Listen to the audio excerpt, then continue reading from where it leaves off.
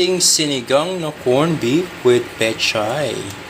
Nilagyan natin siya ng tamarind.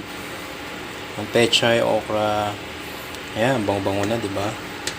Kasi, hindi ako nakabila ng beef eh. Kaya corned beef lang ginawa ko. So, petchay, okra.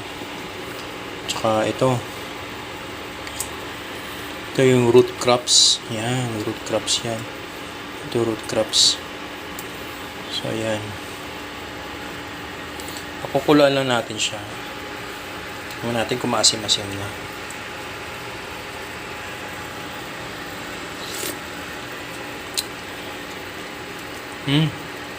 Pwede na.